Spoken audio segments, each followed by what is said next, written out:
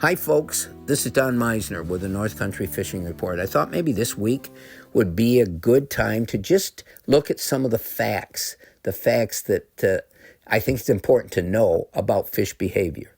And so I'm going to continue on from what I said in our last report.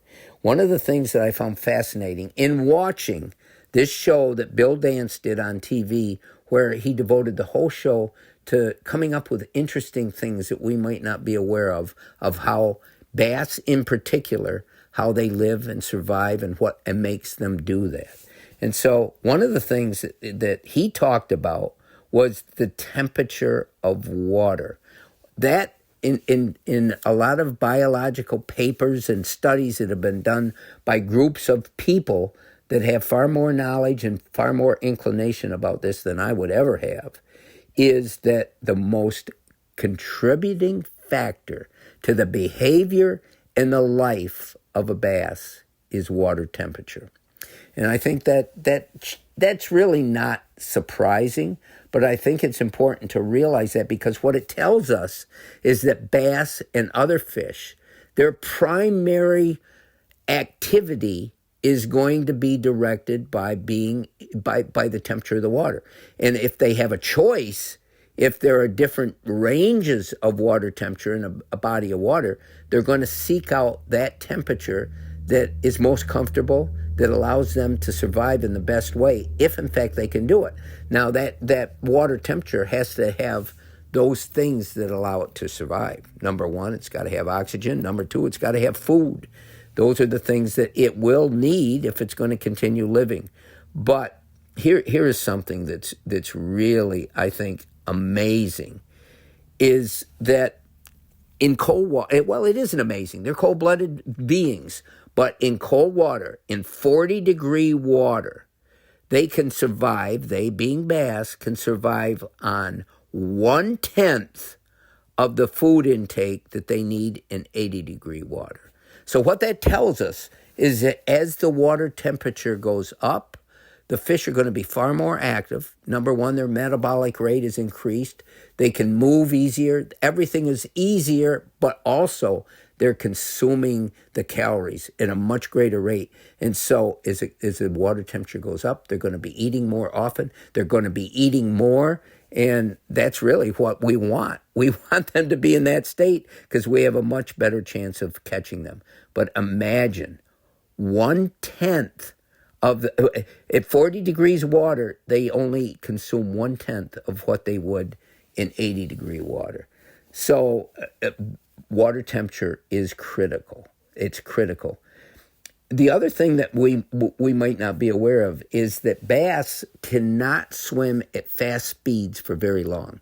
You know, some fish will follow your bait, and eventually start tickling, tapping at it. Trout are famous for that. But northern pike will do the same thing. They'll follow and taste they're doing.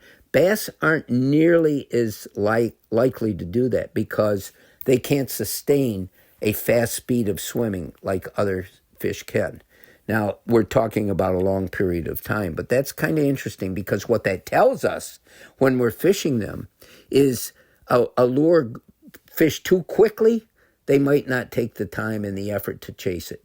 The other thing that I think is really interesting too, in studies that they have done, and I might have this a little bit incorrect, but not very much because I can't remember the exact amount, but studies have shown that if bass were given, and they've done this, they've had controlled setting where they've been able to introduce 1,000 crayfish and 1,000 bluegill.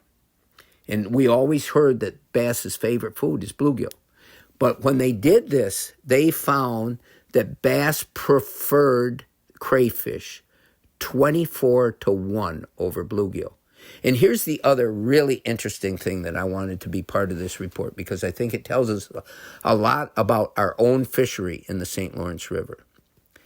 Bass, when they eat crayfish, now I'm talking crayfish, and we know that there's crayfish in the water, but gobies have sort of taken over the preferred bait for bass for a number of reasons. But when they eat crayfish, they tend to gain weight quickly. They really put on weight if they're gorging on crayfish. When they eat bluegill, they lose weight. And that is fascinating to me. So let's look at the big picture. The big picture is that we're becoming famous for having the best and biggest smallmouth bass that people can catch anywhere. And that's why the national tournaments are coming to our water. But as we think of this, why are these bass getting so big? And we always say it's because of eating gobies. And I believe that. But when you talk about food sustenance of different parts of their diet that they have, and when you realize that if they eat crayfish, they get much, much bigger than if they're eating bluegill, because the bluegill are going to be bigger than the crayfish probably. But so maybe that's why eating gobies, maybe the old wives' tale that I've heard, and it's probably not from old wives, it's probably from old fishermen, but that tale is that the bass have got so big because of gorging on gobies. Well, they probably have. And maybe gobies have some of those nutrients that crayfish have. They're probably different nutrients, but those nutrients that really allow these bass to grow. And I find this fascinating, although not the least bit unbelievable. That may be why the gobies have made these fish so big, but their food is absolutely critical. And the other thing that I think is really important to know, that the colder the water becomes, the longer it takes for a fish to digest whatever it takes in. And the difference is dramatic. It may they claim in summer type conditions, it takes 18 hours for a bass to digest a given particle of food, whatever that might be, whether it be a minnow or a bluegill, a crayfish, whatever. In cold water, in 39-degree, 40-degree water, it takes 4.5 to 5 days for that bass to digest the same meal that it would in the summertime in 18 hours. So all these things really tell you why the fish change, their habits change, and in the winter, they almost hibernate. They really do. They don't need to consume very much food, and they don't feed that often because they go into this state of inactivity and almost hibernation. And it's really interesting to realize some of this, and it makes it easier to understand why things are like they are. Until next time, folks, this is Don Meisner with the North Country Fishing Report.